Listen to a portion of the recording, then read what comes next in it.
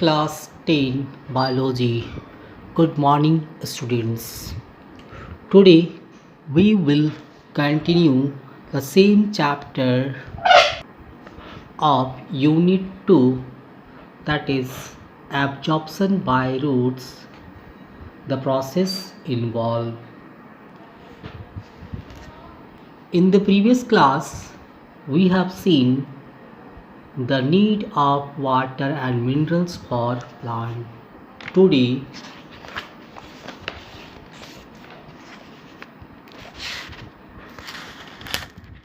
we will see characteristics of roots for absorbing.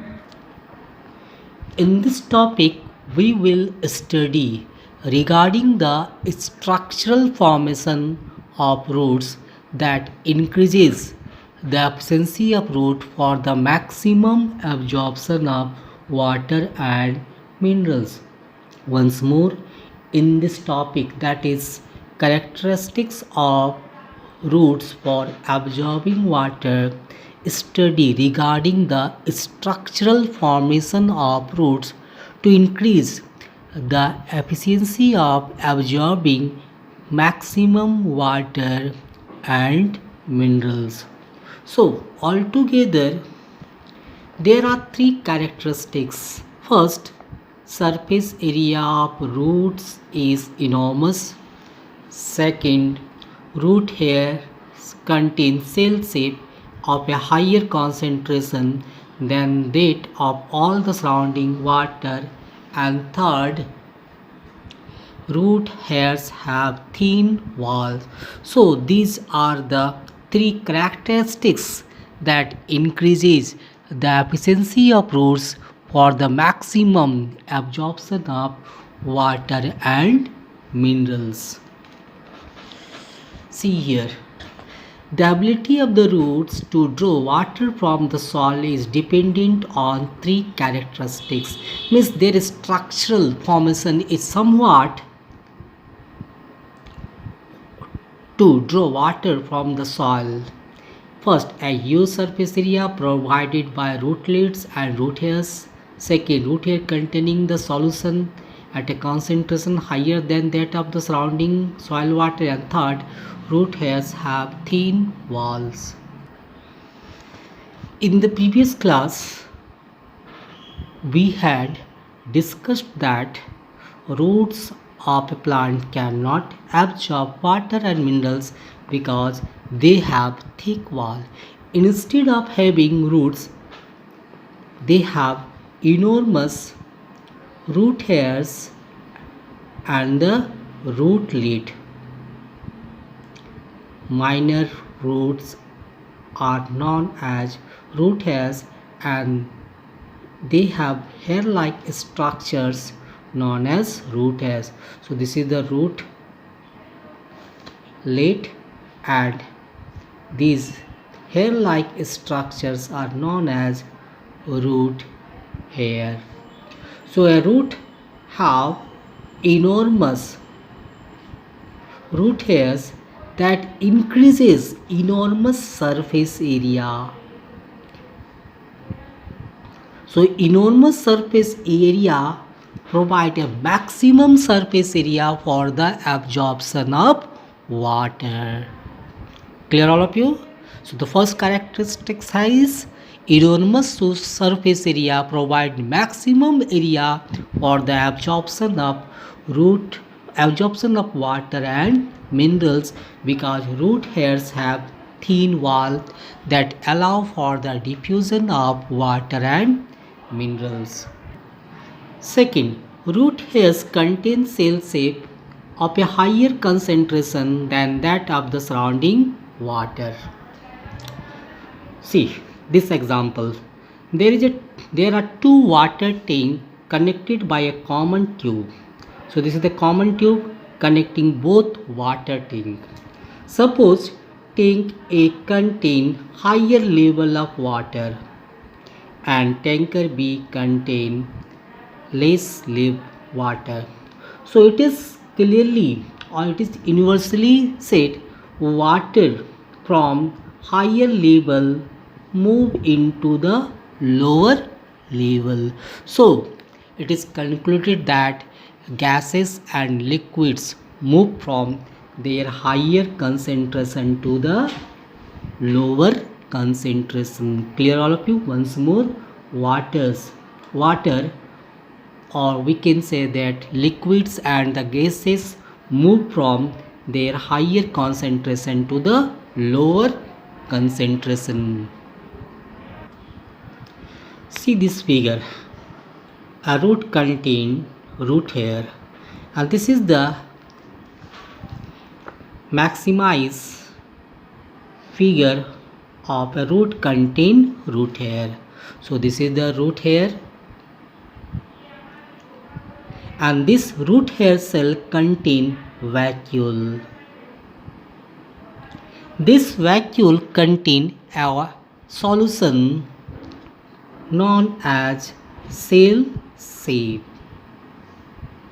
a solution of water and minerals. Once more, cell shape is a solution of water and minerals contained in the vacuoles, and this cell shape is very important for the process of absorption of water from the soil to the root. As this cell shape contain higher solute concentration,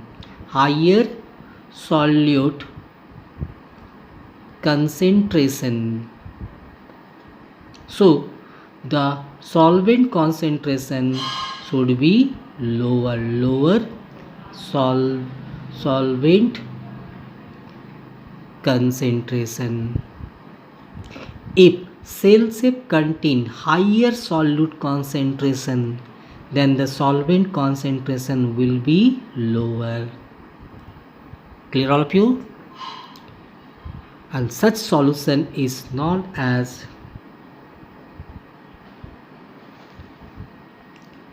hypertonic solution. Higher solute concentration and lower solvent concentration, and such solutions are known as hypertonic concentration or solution. Here this hypertonic solution is contained inside the vacuole. In the soil, the concentration of solvent is in higher concentration, and the concentration of solute is in lower concentration, because soil contain high amount of water. So the concentration of solvent will be higher and the concentration of minerals will be in lower percentage. Clear? So from here, means that is from soil, water moves to the cell, because water move from higher concentration to the lower concentration, because here inside the cell shape, inside the vacuole, the water is in lower concentration. So water move from higher concentration to the lower concentration. That's why a root hair cell contain cell shape, and that cell shape always be in higher concentration. Clear all of you? Root hair contains cell shape of higher concentration than that of surrounding water. That's why water from the surrounding, that is from the soil, diffuse into the roots. Clear? Okay. Here we have discussed that root cannot absorb water because they have thick walls. But we are discussing about the third characteristics, that root hairs have thin wall. So if it is root hair, then this is cell wall, cell membrane. Both these membrane are very thin. So water from the soil easily diffuse into the root hair cell, because thin walls are permeable. Cell wall is completely permeable and cell membrane is semi-permeable.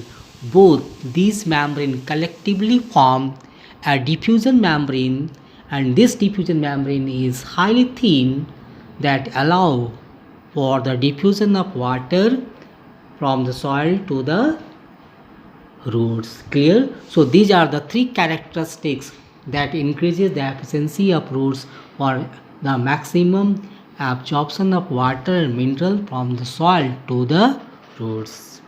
Clear? Okay. Now come to the next topic, absorption and conduction of water and minerals. The entire mechanism of absorbing water and minerals from the soil by the roots, its movement through the thickness of the root and subsequently its upward conduction through the stem is the result of five main phenomena. These are imbibition, diffusion, osmosis, active transport, and turgidity and flaccidity. One by one, we'll discuss all the phenomena. So first, imbibition, what is written? Is a phenomenon by which the living or dead plant cell absorb water by surface attraction. Have you experienced ever that the doors or the window facing outside cannot or become swelled so that it is difficult to close them, especially in the rainy season? It is difficult to close them in the rainy season, especially the wooden doors and window, because due to the absorption of moisture from the atmosphere.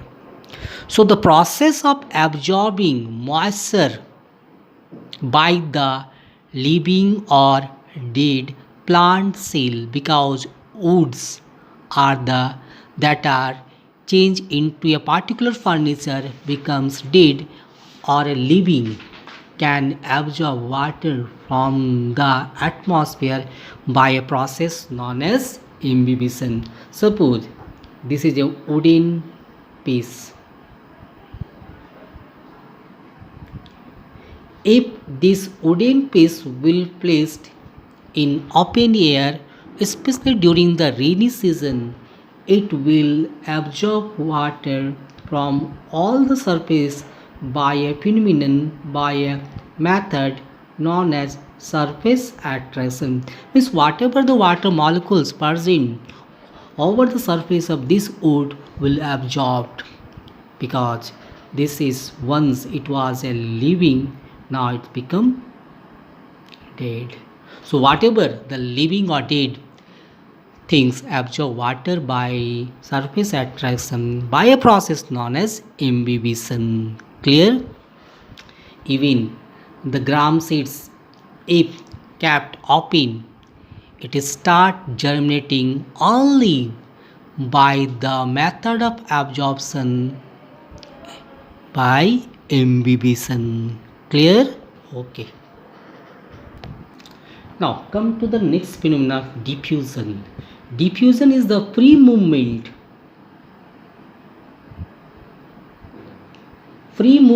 of molecules of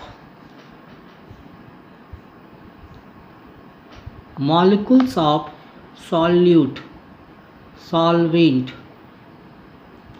gases or liquids. So it is the free movement of molecules of solute, solvent, gases and liquids from their higher to lower concentration. For example, if we pour a bucket full of water in a room, that water flow towards down, because if they flow towards down, because that area do not contain any water, so the water from higher concentration move towards the lower concentration. In the beginning, we have taken this example. So why water from A tanker moves towards the B tanker? Because in tanker A the concentration water is maximum. So not only the water, it is solvent, solute, gases and liquids always move from higher region, higher concentration to the lower concentration. Clear all of you? Okay. In your book, one example is given. Here, in a beaker, water is there, and if we pour a small piece of potassium permanganate, this potassium permanganate will uniformly distributed in the liquid, so the color of water changes from blue to pink. This is known as diffusion. If we pour some color in water, that color will disperse throughout the liquid uniformly. Again, that is diffusion. Clear? So next day we will discuss the rest three phenomena, that are osmosis, active transport, turgidity and flaccidity. Clear all of you? Okay. Have a good day.